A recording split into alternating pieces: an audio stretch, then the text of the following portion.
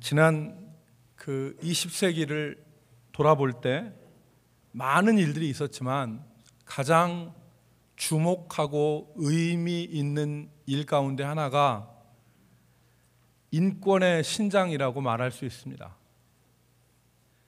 사람이 사람답게 살 수 있고 인정받는 그런 사회로 발전한 것입니다. 과거에 왕이나 아니면 귀족들이 지배하던 그 나라에서 일반 국민들의 이 인권이라는 것이 짓밟혔어요. 마치 짐승처럼 취급을 받았습니다. 그래서 얼마든지 인권은 유린되고 또 유린될 수 있는 것처럼 생각이 됐죠. 여러분, 중세 유럽에서 봉건 영주들이 이렇게 지배하지 않았습니까? 그런데 그 봉건 영주가 지배하는 땅에서 처녀가 시집을 가려면 첫날 밤을 봉건 영주한테 바치고 시집을 가게 됐습니다. 이게 얼마나 무자비한 일이에요. 그런 일들이 있었어요. 또 60년 전에 미국에서는 마틴 루터 킹 목사님이 있을 때 흑인들이 버스를 타면 버스 앞자리에 못 앉았습니다. 버스 뒷자리로 갔어야 됐어요. 거기서 흑인들이 앉아 있어야 됐는데 만약에 흑인이, 그들이 얘기하는 깜둥이가 만약에 버스 앞에 앉아 있으면 그 사람은 백인들한테 두드러 맞았습니다. 오늘이 1월 15일이 마틴 루터 킹 데이 아닙니까? 미국에서는 그렇게 지키는데 그 60년 전만 해도 정말 인권이 인권으로 여겨지지 않은 그런 시대였습니다. 그런데 세계 곳곳에서 이런 차별과 부당함이 인식이 되고 모든 사람이 평등하고 자유하다는 그런 생각들, 그런 의식들이 일어났습니다. 그래서 소위 우리가 얘기하는 자유권, 평등권, 참정권이 보장이 되고 더 나아가서 인간적으로 살 수 있는 사회보장권, 이것이 인정이 됐습니다. 그래서 1919년에 여러분 독일의 바이마르 헌법이라고 하는 것이 제정이 됐는데 여기에는 누구나 다 일자리를 얻을 수 있는 노동의 권리, 누구나 다 교육을 받을 수 있는 교육의 권리, 누구나 다 어려움을 당했을 때 사회적 보장을 받을 수 있는 보장권의 권리, 이게 사회권이라고 하는 건데 이게 인정이 됐어요. 그리고 1948년에 세계 인권선언, 이것이 제정이 됐는데 그 1조가 어떻게 시작되냐면 모든 사람은 태어날 때부터 자유롭고 존엄하고 평등하다. 그 2조가 모든 사람은 인종이나 피부색, 성별, 언어, 종교 어떤 이유로도 차별받지 않고 모든 이 선언 안에 나와 있는 모든 자유와 권리를 누릴 자격이 있다. 7조가 모든 사람 앞에서 모든 사람은 법 앞에서 평등하고 차별 없이 보호를 받을 수 있다. 이게 인권선언의 주요 내용입니다. 여러분, 그런데 21세기인 지금 우리가 우리 주변을 돌아보면 많이 발전된 것 같지만 지금도 인권이 유린되고 사람이 사람답게 대접받지 못하는 그러한 일들이 빈번하게 일어나고 있습니다. 여러분, 제가 오늘 왜 이 말씀을 드리는가 하니까 오늘 우리가 읽은 이 말씀이 신명기 21장 10절부터 마지막 23절의 말씀이 인간의 권리에 대해서 말씀한 거예요.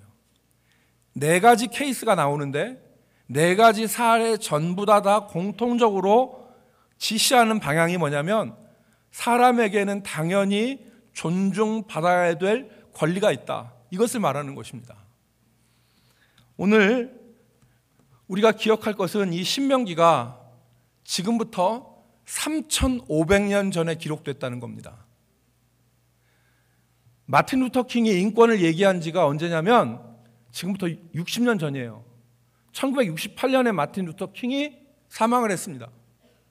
그 시대의 사람인데 그 100년 안에도 이런 생각이 없었는데 3,500년 전에 바로 성경의 이 문서 안에 하나님이 사람의 권리에 대해서 말씀하신 내용이 기록되어 있습니다. 이제 4가지 케이스를 우리가 같이 살펴보겠는데, 첫 번째 우리가 읽은 케이스는 포로 중에서 얻은 아내에 대한 권리예요. 그 규정이에요. 포로 중에서 얻은 아내. 만약에 이스라엘 어떤 사람이 포로 중에서 포로된 여인을 보고 자기 아내로 삼고자 하면 절차가 있었습니다. 포로된 여인을, 여기 아리따운이라는 말이 나오는데 자기가 좋다고 그냥 데리고 자기 아내로 삼을 수 있는 게 아니었어요. 어떤 절차가 있었냐면, 먼저 그 여인을 자기 집으로 데려가서 과거를 정리할 수 있는 시간을 줘야 됐어요. 과거를 어떻게 정리하냐? 이 머리를 밀고 손톱을 깎는 거예요. 그리고 포로의 의복을 벗기고 한 달 동안 자기 부모를 위해서 애곡할 수 있는 시간을 줘요. 그러니까 뭐냐면, 이게 아내를 포로된 사람, 옛날에 포로는 인권이 아니에요. 그 당시에는 재산이고 짐승과 같이 취급했어요. 그러니까 내 마음에 든 포로를 내 마음대로 내 아내로 삼을 수 있고 하는 그러한 그 절차가 아니라, 충분하게, 그러니까 과거를 정리할 수 있는, 머리를 밀고 손톱을 깎는 것은 과거를 정리하는 행동이죠. 그리고 부모를 위해서 애곡하는 기간을 한 달 동안 주는 것은 감정적인 유예 기간을 준 거예요. 준비할 수 있는 기간을. 그리고 한 달이 지난 이후에 합방을 해서 아내를 삼게 만든 겁니다. 이거는 포로에 대한 배려죠. 엄청난 배려입니다. 그래서 이 여인으로 하여금 자신에 대한 존중과 배려가 있음을 느끼게 하고 감정적인 준비를 통해서 아내가 될 수 있도록 규정을 해놓으신 거예요. 또한 그렇게 되지 않아야 되겠지만, 만에 하나 남자가 이 여인을 기뻐하지 않으면, 여기 기뻐하지 않는다는 것은 더 이상 결혼 생활이 유지가 될 수 없는 상황을 말하는 겁니다. 더 이상 결혼 생활을 유지할 수 없는 그런 상황이 발생하더라도 그 상황에서 여인을 존중해야 된다는 것을 가르친 겁니다. 절대 하지 말아야 될 것이 있는데, 그게 뭐냐면, 포로 상태에서 아내가 된 여인을 돈을 받고 팔지 말아라. 갈라서는 판에 무슨 존중이냐? 갈라서는 판에 무슨 존중이냐? 어차피 종이었고 또 지금 갈라서는데 팔아먹어서 내 주머니나 채우자 하는 식으로 생각하지 말라는 거예요. 여러분, 종이 아니라 같은 인격도 그렇습니다. 갈라서는 판에. 가정법원 가보십시오. 가정법원 가면 거기 보면 참 인간의 이 밑에서 있는 걸 다 보잖아요.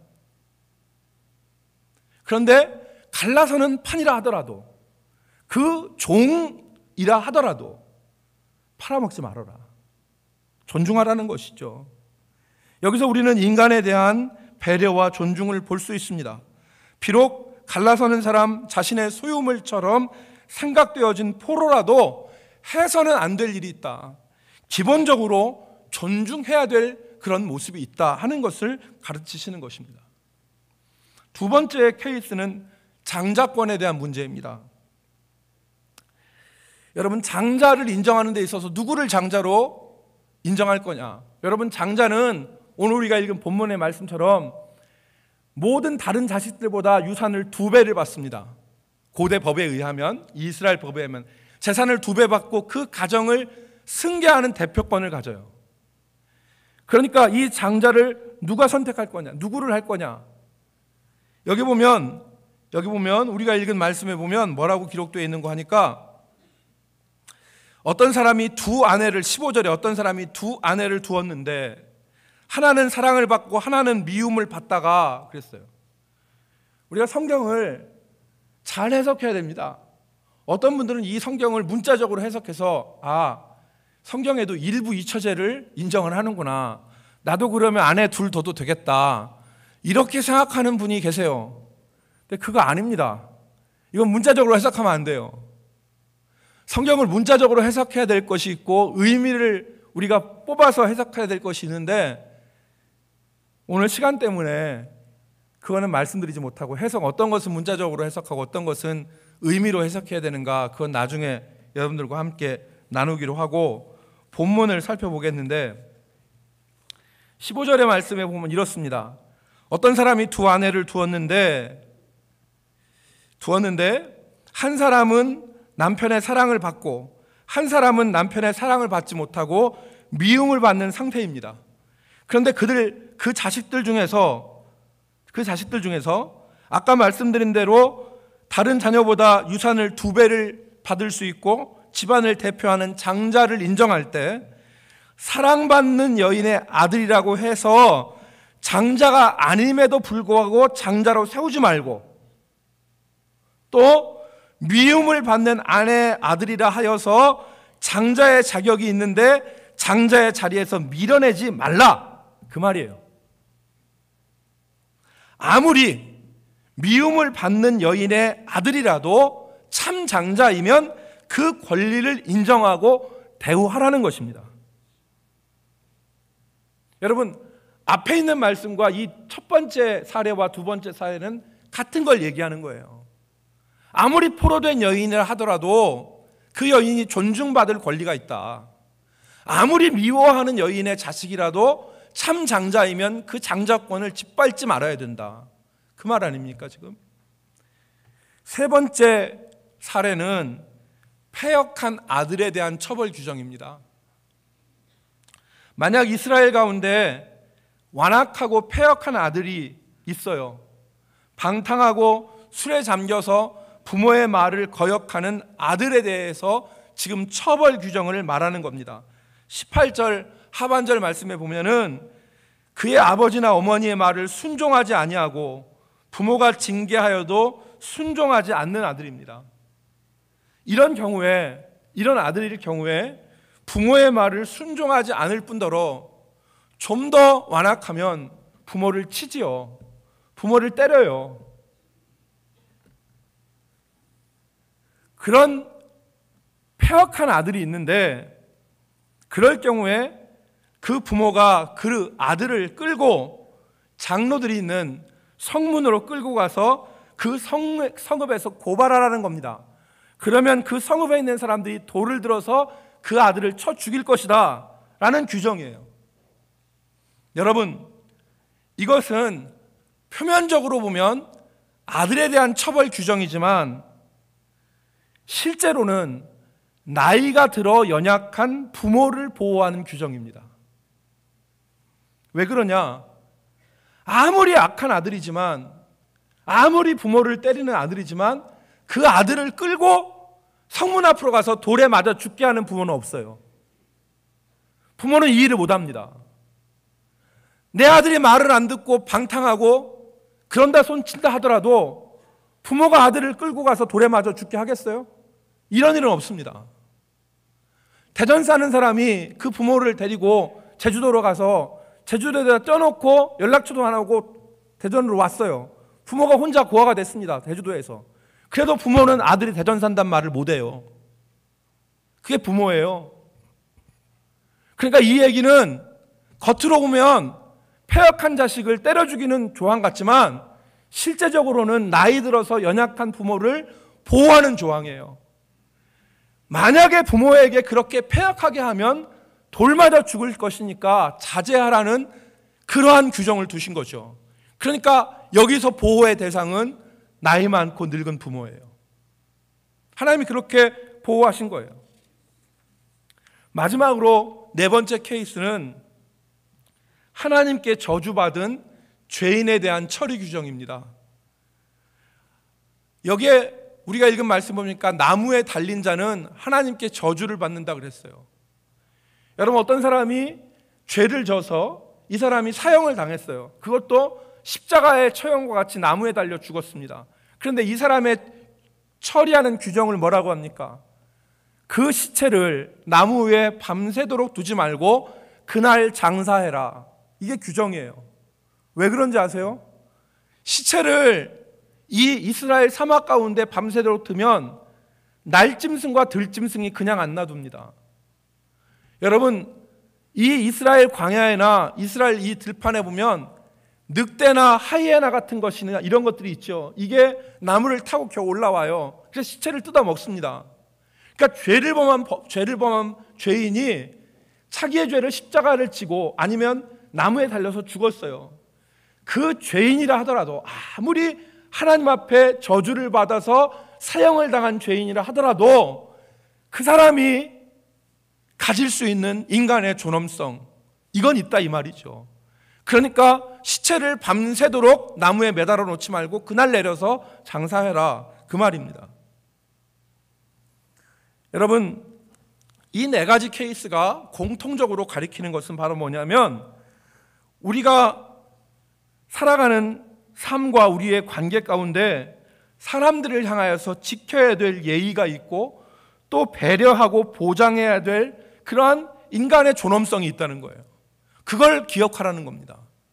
예수 믿는 사람이 아나무인식으로 아무것도 생각하지 않고 그렇게 사는 게 아니라 하나님 믿는 사람이면 생각하라는 거죠. 아무리 악한 죄인이라 하더라도, 아무리 연약하고 힘이 없는 사람이나 노인이라 할지라도, 아무리 사랑받지 못하는 여인이라 할지라도, 아무리 사회적인 기반이나 출신이 보잘것없는 사람이라 하더라도 함부로 대해서는 안 되고 그 권리를 짓밟아서는 안 된다. 이게 바로 오늘 우리에게 주시는 말씀입니다. 사랑하는 성도 여러분, 갑질이라는 말이 우리 사회에서 널리 통용되고 있습니다. 갑질이라는 말은 우월한 지위에 있는 사람이, 쉽게 말하면 칼자루를 쥔 사람이 연약한 상태에 있는 사람에게 행하는 횡포와 부당한 행동을 갑질이라 말합니다. 예를 들어서 백화점에서 고가의 물건을 사는 사람이 물건을 파는 종업원에게 마치 자신은 황제처럼 굴고 판매하는 사람은 종처럼 행동하게 하는 경우가 대표적이겠죠. 여러분, 이러한 갑질이 우리 사회 곳곳에서 발생하고 있지 않습니까? 아파트 주민과 경비원, 그럴 수 있습니다. 아파트 주민과 경비원, 그리고 민원인과 공무원. 요즘 민원인들은 모가지를 잘라버리겠다고 말하죠. 모가지를 잘라버리겠다, 공무원들 모가지 잘라버리겠다. 이게 갑질이죠. 반대로 허가권을 쥔 거드름을 피는 공무원, 그리고 허가권을 어떻게든지 얻으려고 하는 그 약한 민원인, 이게 갑을 관계가 될 수 있어요. 학위를 주고 그 사람의 장래를 쥐락펴락할 수 있는 교수와 그 말에 전적으로 순종해야 되는 제자 학생, 이게 모두가 다 우리가 사는 사회에서 일어날 수 있는 관계들입니다. 여러분, 거듭난 그리스도인이라면, 하나님의 자녀들이라면 이 갑질과는 거리가 있어야 됩니다. 왜냐하면 오늘 말씀과 같이 하나님은 우리에게 그런 일을 원하시지 않아요. 또 하나님 우리를 얼마나 존중히 여기셨습니까? 하나님 우리를 얼마나 존중히 여기셨어요. 보잘것없는 우리를 얼마나 존중히 여기셨어요. 그리고 내 이웃을 내 몸같이 사랑하라고 우리에게 당부하셨어요. 예수님께서는 정말 보잘것없는 죄인 한 사람을 위해서 저 높은 하늘의 보좌를 버리시고 이 땅에 오셔서 자기 목숨을 주심으로 그 죄인을 구원하셨어요. 그 죄인이 바로 저와 여러분입니다.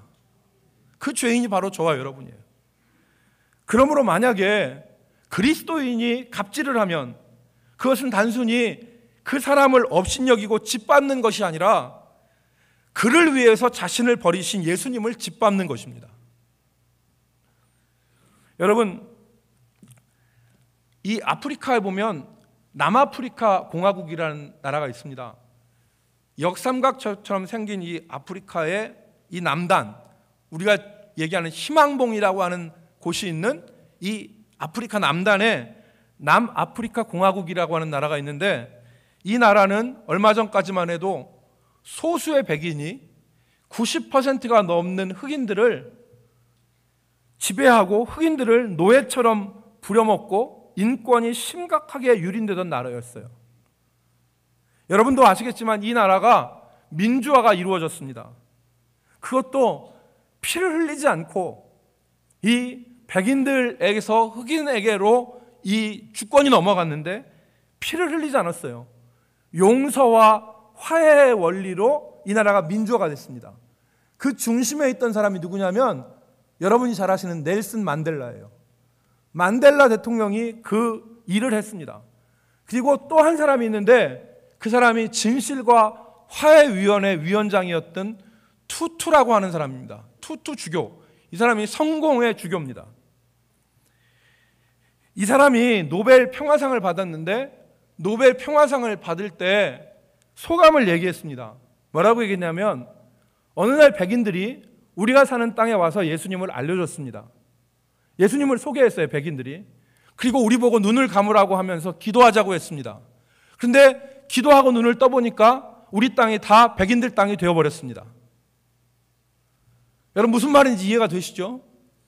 예수 소개하고 같이 기도하자고 했는데 기도하다가 눈 떠보니까 우리 땅 전부 다 백인 땅 되어버렸습니다. 이 얘기입니다. 그러니까 이 사람이 예수 믿는 사람을 좋아할 리가 없겠죠. 예수 믿는 사람한테 좋은 감정을 가질 수 없는데 이 사람이 예수 믿는 주교가 됐어요. 왜 그렇게 됐는지 아십니까? 이 투투가 어렸을 때 흑인인데 어머니하고 같이 길을 가는데 저쪽에서 백인이 하나 걸어와요. 근데 이 백인은 그때 당시에 이 백인하고 흑인이 길을 가다 마주치면 100% 흑인이 길 옆으로 피하든지 아니면 논두렁 같은 길이 있으면 논두렁 밑으로 내려가야 됐습니다. 백인의 길을 확보하기 위해서. 그런데 이 좁은 길에서 머리에다 짐을 지고 어린 투투의 손을 잡은 어머니가 길을 가는데 백인 남자가 길을 옆으로 비켜주는 거예요. 그래서 어머니가 하고 자기가 지나갔습니다. 하도 이상하니까 그런 일이 있을 수 없는데 그런 일이 발생하니까 투투가 묻습니다. 어머니한테. 어머니, 저 사람이 누구예요? 성공회 주교다. 어머니, 나 나중에 그 성공회 주교 될래요. 그렇게 얘기했다는 거예요. 아무리 짐승처럼 부릴 수 있는 깜둥이라 하더라도 존중받아야 될 사람이라는 것을 인정하는 행동 아니겠습니까? 사랑하는 성도 여러분, 사랑은 무례하지 않고 참된 믿음은 예수님이 자신의 몸을 찢어서 구원한 사람을 함부로 대하지 않습니다. 오히려 존중합니다. 믿으시면 아멘 하시기 바랍니다. 예수 믿는 사장님은 종업원들을 믿음과 사랑으로 대해야 됩니다. 예수 믿는 공무원, 과장님, 부장님, 국장님은 직원들의 본이 되어야 됩니다. 예수 믿는 동의 반장님, 부녀 회장님은 달라야 됩니다. 예수 믿는 선생님은 학생들 다르게 대해야 됩니다. 여러분, 교회 안에서 이루어지는 일들을 우리가 한번 생각해 봤으면 좋겠습니다. 교회 안에서 갑질이 이루어진다면 여러분 어떻게 생각하십니까? 교회 안에서 믿음의 공동체 안에서 어떻게 그런 일이 일어날 수 있을까 여러분 생각하시죠? 그러나 그런 일이 발생할 수 있습니다. 여러분, 교회 안에서 일어나지는 갑질이 뭐가 있을까요? 여러분 생각이 드시는 생각이 있습니까? 아니면 없습니까? 교역자가 성도들에게 하는 갑질이 있을 수 있습니다. 나는 주의 종이고 당신들은 평신도니까 내가 하는 말은 모두 권위를 가지고 있고 당신들은 내 말에 따라야 됩니다. 당신들에게 무슨 권리가 있습니까? 나는 주의 종인데.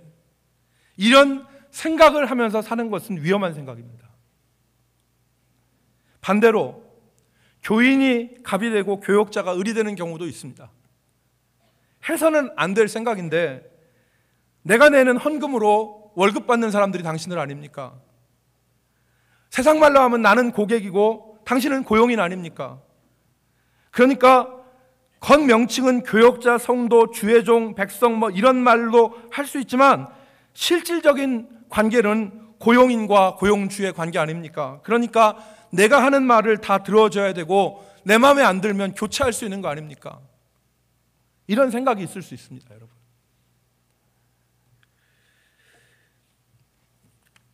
또한 교회에서 가장 무시하기 쉬운 대상이 바로 새가족일 것입니다.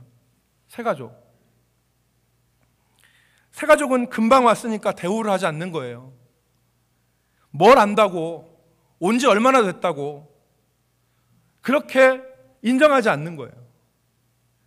더 나아가서 대화나 모임에 끼워주지도 않습니다. 새가족이니까. 혹시 우리 생각에 나는 오래되었고 당신은 새가족이니까 내가 당신보다 훨씬 우월한 위치에 있어 라는 생각이 여러분 든다면 여러분 그게 옳은 생각일까요? 우리는 우리 안에 알게 모르게 자리 잡고 있는 이 생각을 내려놔야 됩니다. 그리고 주님의 마음을 품어야 돼요.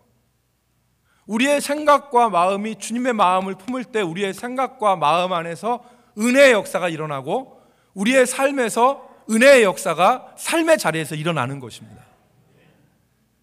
여러분, 이 땅에 얼마나 많은 새가족들이 소외를 느끼고 교회에 와서 높은 장벽을 경험하고 그리고 그걸로 인해서 좌절합니까? 사랑하는 성도 여러분, 우리 교회에 온 사람이라면 모두 다 환영받고 모두 다 보호받고 하나님의 은혜의 상에 둘러앉아서 같이 먹을 수가 있어야 됩니다. 그 은혜의 상에서 밀려나서 너는 온 지 얼마나 됐다고 네가 이제 이 상에 겨우 올라와, 너는 이 상에 먹을 자격이 없어, 이렇게 얘기하면 안 된다는 거예요. 은혜의 상에 같이 있어야 된다는 거죠. 여러분, 우리 교회는 이단이 감히 침범할 수 없는 교회죠. 왜 그러냐면은 우리 아는 사람들끼리만 얘기해. 그러니까 이단이 와서 발붙이질 못해.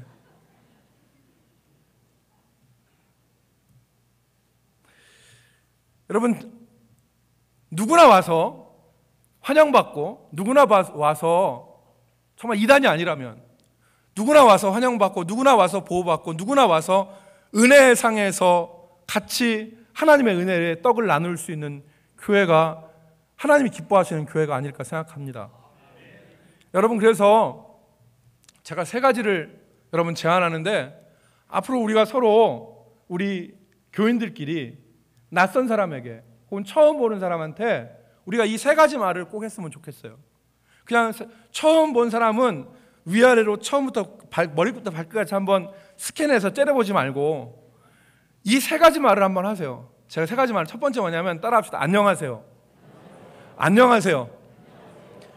이게 여러분 처음 보는 사람한테 인사하세요? 처음 보는 사람한테 인사 안 하시죠? 그러니까 이 사람들이 어떤 생각을 갖게 되냐면, 아, 여기는 굉장히 장벽이 높구나, 여기는 나를 인정하지 않는구나, 이런 생각이 드는 거예요. 그런데 처음 보는 사람한테 내가 가서 안녕하세요 라고 얘기하면, 아, 나를 투명인간 취급하지 않고 사람 취급하네, 이렇게 생각되는 거죠. 여러분, 안녕하세요가 조금 껄끄러우면 영어로 하세요. 헬로. 헬로라고 하세요. 그러면 그 사람이, 아, 나를 그래도 인정하는구나, 나를 사람 취급하는구나, 이렇게 생각하는 거예요. 첫 번째가 뭐라고요? 안녕하세요. 옆에 계신 분하고 인사 한번 합시다. 안녕하세요. 안녕하세요. 여러분, 안녕하세요 인사하셨죠? 두 번째가 뭐냐면 옆에 있는 사람한테 우리가 얘기할 때 인사하고, 두 번째는 내가 뭘 좀 도와드릴까요? 같이 따라합시다. 내가 뭘 좀 도와드릴까요? 어떤 사람이 새가족이 뭔가 좀 끙끙거리고 조금 뭔가 좀 어색해. 그럼 옆에 가서 내가 뭘 좀 도와드릴까요? 라고 얘기하면 그 사람이 예를 들어서 화장실을 몰랐어. 그런데 내가 뭘 좀 도와드릴까요? 아이고, 화장실을 못 찾는데 화장실이 어디예요? 라고 말할 수 있잖아. 그죠? 만약 이 얘기가 하기 어려우면 영어로 해요. May I help you? 얘기하는 거예요. May I help you? 미국 사람들 이 말 잘하잖아요. 뭐 좀 도와줄 게 없냐? 그러면은 이 사람이 얼마나 기쁘겠어요. 그래서 그 도움의 손길을 펴는 거. 세 번째가 함께 하실래요? 이거예요. 대화를 하고 있으면 비밀스러운 얘기 아니면 일로 들어와서 같이 얘기할래요? 같이 식사를 하고 있는데 옆에 새로운 사람이 혼자 우두커니 있어. 같이 밥 먹을래요? 우리 같이 야유회 가는데 이번에 같이 갈래요? 같이 할래요. 이게 초청이잖아요. 이게 있어야 되잖아요. 이게 은혜의 상에 같이 하는 거 아니에요. 여러분, 그래서 만약에 어려우면 이것도 영어로 해요. Join us? Join us? 얘기해요. 나 우리 같이 할래? 얼마나 좋은 얘기예요. 그러니까 옆에 있는 사람들, 새로운 사람들에게 이 세 가지만 얘기해도 우리 교회는 하나님의 은혜를 함께 나누는 귀한 교회로 나아갈 수 있는 것입니다. 여러분, 세 가지 뭐라고 했습니까? 첫 번째, 안녕하세요. 두 번째, 뭘 좀 도와드릴까요? 세 번째, 같이 하실래요? 같이 하실래요? 정말 식당에서 어떤 한 사람이 밥을 먹고 있거나 아니면 서 있는데 그 사람한테 같이 하실래요? 이 같이 하실래요라는 말이 얼마나 좋은 말인지 몰라요. 얼마나 좋은 말인지. 세상에서는 자유와 평등과 그리고 사회적 보장권을 얘기합니다. 그런데 우리 교회가 이 부분에서 전혀 그렇지 못하면 우리는 하나님의 은혜를 묻어두는 게 됩니다. 하나님의 은혜는 우리가 함께 할 때 같이 드러날 수 있는 것이고, 교회 안에서는 누구나 평등하고 누구나 존중받고 누구나 귀히 여김을 받아야 됩니다. 그게 아버지 집에 온 자녀들에게 우리가 해줄 일이죠. 그러기 위해서는 우리가 노력을 해야 됩니다. 사랑하는 성도 여러분, 제가 여러 번 말씀을 드리지만 모압 여인, 이방 여인 룻은 복을 받은 사람이에요. 근데 이 사람이 거저 복을 받은 게 아닙니다. 자기 시어머니 나오미가 얼마나 힘없는 존재였어요. 남편 이방 땅에서 죽고 아들 둘 있는 거 이방 땅에서 다 죽어버렸어요. 얼마나 기구하고 얼마나 연약한 존재예요. 그런데 나오미는 룻은 그 시어머니 나오미를 존중하잖아요. 존중하고 어머니로 대하잖아요. 이 나오미의 행동이 거기에서 그친 게 아닙니다. 이 룻기 3장 10절에 보면 남편이 되는 보아스가 나이가 아주 많은 것 같아요. 나이 차이가 벌어졌어요. 그런데 보아스가 뭐라고 하냐면, 네가 젊고 가난하고 부자건 간에 젊은 사람을 택하지 않고 나를 이렇게 택해 준 거에 대해서 나중에 이내가 처음의 이내보다 더 크다, 그렇게 말했어요.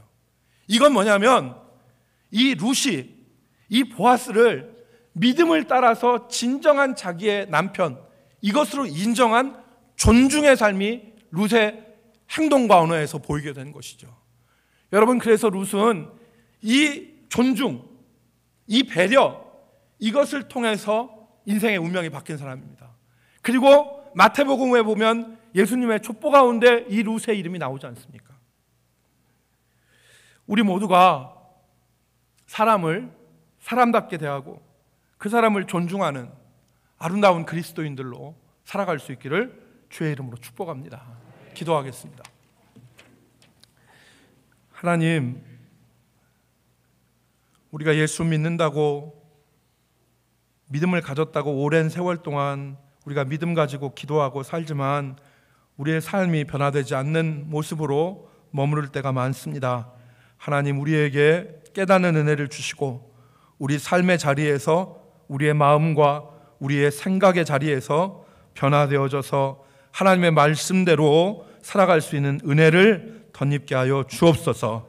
우리 모두가 아무리 연약하고 아무리 사회적 기반이 약하고 아무리 보잘것없이 생각되어지는 사람이라도 오늘 말씀처럼 존중할 수 있는 귀한 그리스도인들이 되게 하여 주옵소서. 예수님의 이름으로 기도 올리옵나이다. 아멘.